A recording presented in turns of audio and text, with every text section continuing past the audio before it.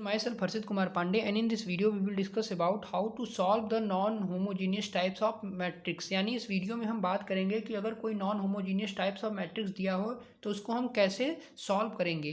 तो देखिए, उसको सॉल्व करने के लिए सबसे पहले हम जान लाते हैं कि unique solution, infinite many solution और नो सोल्यूशन का कंडीशन क्या होता है। तो यूनिक सोल्यूशन की अगर कंडीशन की बात करें तो अगर रैंक ऑफ आर्गुमेंटेड मैट्रिक्स, यहाँ पर A/B का मतलब है आर्गुमेंटेड मैट्रिक्स को ये रिप्रेजेंट करता है। यानी अगर रैंक ऑफ A/B की value equal to rank of A हो इक्वल टू n हो, n यहाँ पर रिप्रेजेंट करता हो नंबर ऑफ अननोन के, यानी अगर ये तीनों आपस में बराबर होते हैं तो इनको हम कहते हैं यूनिक सोल्यूशन। वहीं इनफाइनाइट नंबर ऑफ सोल्यूशन की बात करें तो इनफाइनाइट नंबर ऑफ सोल्यूशन क्या होता है। इनफाइनाइट नंबर ऑफ सोल्यूशन की बात करें तो इनफाइनाइट नंबर ऑफ सोल्यूशन में हम कह सकते हैं कि जो रैंक ऑफ, अगर हम बात करें किसकी, अगर हम बात करें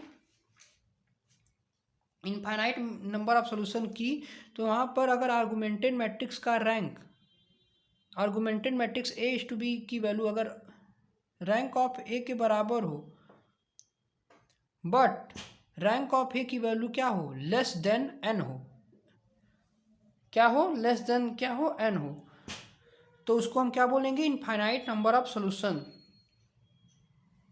वहीं अगर नो सोल्यूशन की बात करें तो नो सोल्यूशन में आपका क्या होता है, नो सोल्यूशन की बात करें तो rank of A is not equal to होता है रैंक ऑफ आर्गुमेंटेड मैट्रिक्स के, तो उसको हम बोलते हैं नो सोल्यूशन। तो चलिए बात करते हैं कि अगर आपके पास कोई non homogeneous types of equation दिया होता है तो उसको हम कैसे चेक करते हैं, इनकंसिस्टेंट और कंसिस्टेंट। कंसिस्टेंट में आपका ये आता है unique solution and infinite number of solution, वहीं इनकंसिस्टेंट में आपका नो सोल्यूशन आता है। तो ये क्या है, इनकंसिस्टेंट है और ये है आपका कंसिस्टेंट।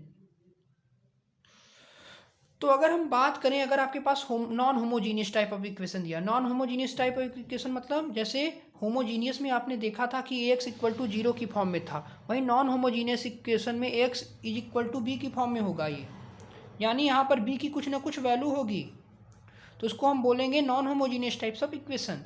तो जैसे हमारे पास X plus Y plus Z equal to 6 दिया है, तो देखिए यहाँ पर अगर हमको ए लिखना है तो ए क्या हो जाएगा, 1 1 1 1 2 3 1 4 7, ये आपका ए हो गया। वहीं अगर हम बी की बात करें तो बी हो जाएगा 6 14 एंड 13। अब यहाँ पर अगर कोई नॉन होमोजीनियस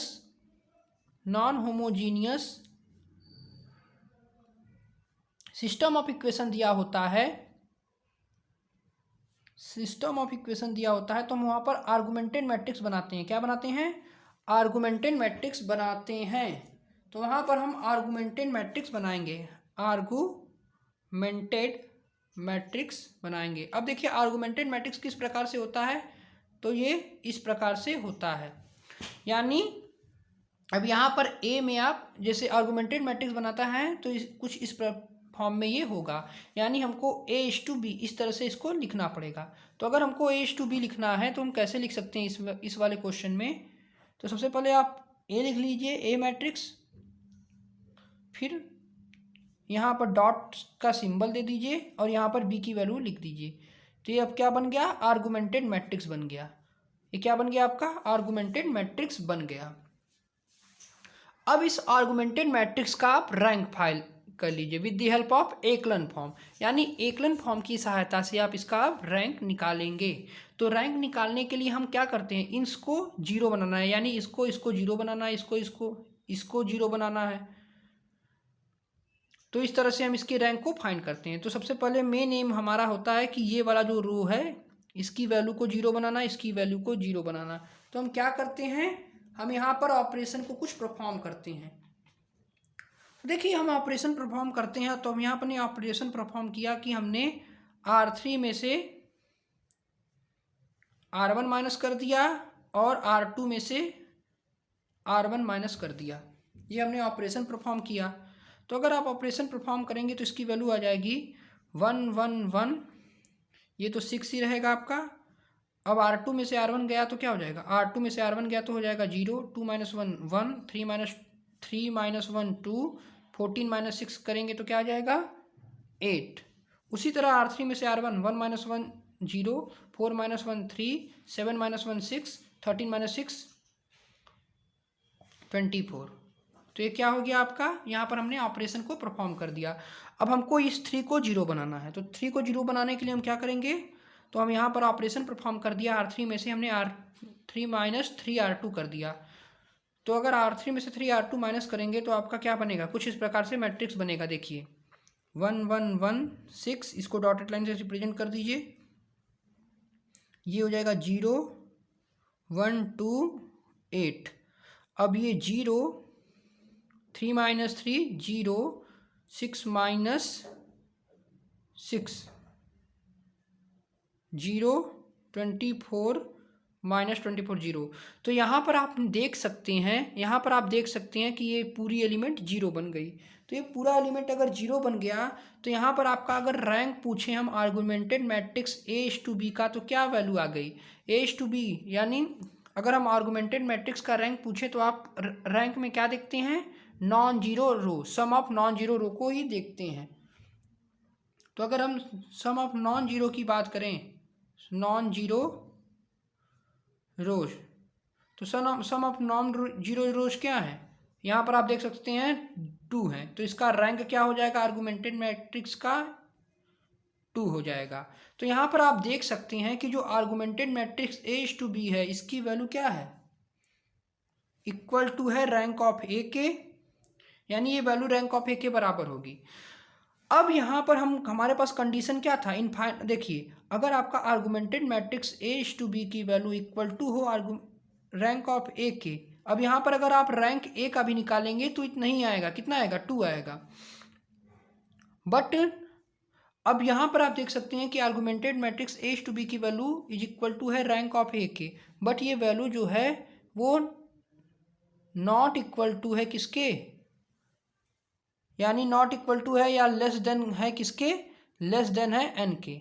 यहाँ पर n की वैल्यू क्या है, n की वैल्यू होती है number of unknown, number of unknown, number of unknown. तो हमने नंबर ऑफ अननोन को क्या माना, तो देखिए कुछ ax प्लस बी के फॉर्म में होता है।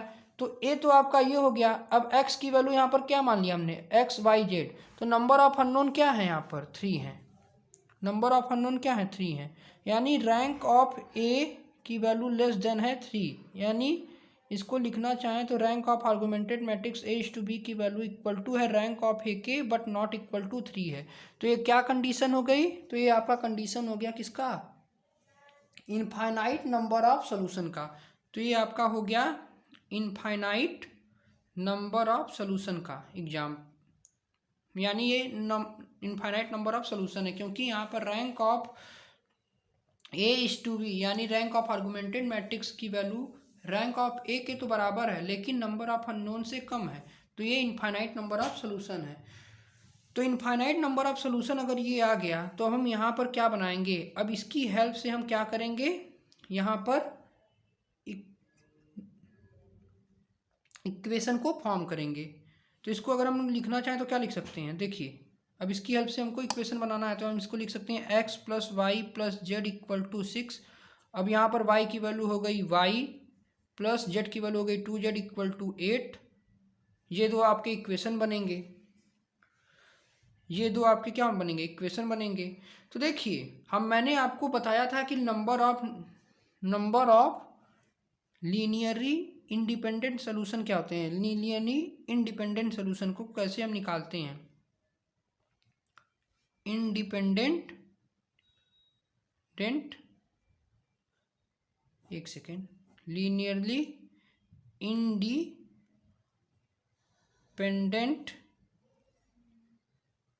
सोल्यूशन क्या होगा अगर मैं पूछूं तो number of linear independent solution को निकालने के लिए फार्मूला होता है n माइनस आर। तो यहाँ पर n की वैल्यू क्या है, n है नंबर ऑफ अननोन, तो नंबर ऑफ अननोन को हमने क्या माना x y z, तो कितनी वैल्यू हो गई 3 माइनस 1। आर यहाँ पर आर की वैल्यू क्या है रैंक, तो रैंक क्या है 2, तो इसकी वैल्यू हो जाएगी 1। यानी आप x y z में से किसी भी एक वैल्यू को क्या मान सकते हैं, कोई आर्बिट्री कांस्टेंट मान सकते हैं। यानी हम या x की वैल्यू, जैसे हमने मान लिया कि हमने लेट z इक्वल टू के, जेड की वैल्यू को हमने k मान लिया, तो अगर आप z की वैल्यू को k मानेंगे तो यहाँ पर y की वैल्यू क्या हो जाएगी, y की वैल्यू हो जाएगी 2k Y plus 2k equal to 8 हो जाएगी। तो यहाँ पर y की वैल्यू क्या हो जाएगी, 8 माइनस 2k हो जाएगी। 8 माइनस 2k हो जाएगी किसकी वैल्यू, y की वैल्यू हो जाएगी। तो अगर y की वैल्यू 8 माइनस 2k हो गई, तो जैसे हमने y की वैल्यू को क्या माना, y की वैल्यू को माना हमने, जैसे z की वैल्यू को हमने k माना, तो y की वैल्यू क्या हो जाएगी, 8 माइनस 2k इक्वल टू क्या, 8। तो y की वैल्यू हो जाएगी 8 माइनस 2k। वहीं x plus Y plus Z की वैल्यू इक्वल टू किसके है, 6k। तो यहाँ पर y की जगह आप रख देंगे 8 माइनस 2k और z की वैल्यू तो k है ही है, तो x plus 8 minus 2k plus Z की वैल्यू को हमने क्या माना है, k माना है, इक्वल टू 6। तो यहाँ से इसको अगर आप सॉल्व करेंगे तो क्या आ जाएगी, x plus 8 minus k is equal to 6, यानी x plus 6 is equal, x minus 8 minus 6 is equal to k, यानी x की वैल्यू हो जाएगी यहाँ पर क्या, +2 इक्वल टू k। x की वैल्यू हो जाएगी k माइनस 2, y की वैल्यू हो गई 8 माइनस 2k और z की वैल्यू हो गई k। तो आपका सिस्टम ऑफ कुछ इक्वेशन कुछ इस प्रकार से बनेगा, x की वैल्यू हो जाएगी k माइनस 2, y की वैल्यू हो जाएगी 8 माइनस 2k और z की वैल्यू हो जाएगी k। तो यही आपका क्या बनेगा, इक्वेशन बनेगा, क्या बनेगा, सिस्टम ऑफ इक्वेशन बनेगा।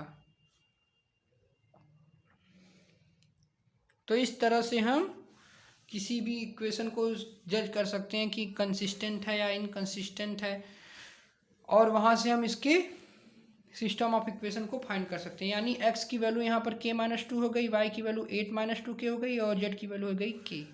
तो यह है आपका सिस्टम ऑफ इक्वेशन। तो अगर कोई नॉन होमोजीनियस इक्वेशन होता है, तो मैंने अभी आपको क्या बताया, अगर कोई नॉन होमोजीनियस इक्वेशन होता है ax plus B equal to B के फॉर्म में, तो हम इसको सबसे पहले आर्गुमेंटेड मैट्रिक्स निकालते हैं, फिर आर्गुमेंटेड मैट्रिक्स का रैंक निकालते हैं। अब आर्गुमेंटेड मैट्रिक्स का रैंक को हम इक्वल टू रैंक ऑफ ए मानते हैं, और अगर इसकी वैल्यू इक्वल टू n हो गई तो यूनिक सोल्यूशन है, नॉन इक्वल टू n हुई तो इनफाइनाइट नंबर ऑफ सोल्यूशन, और अगर रैंक ऑफ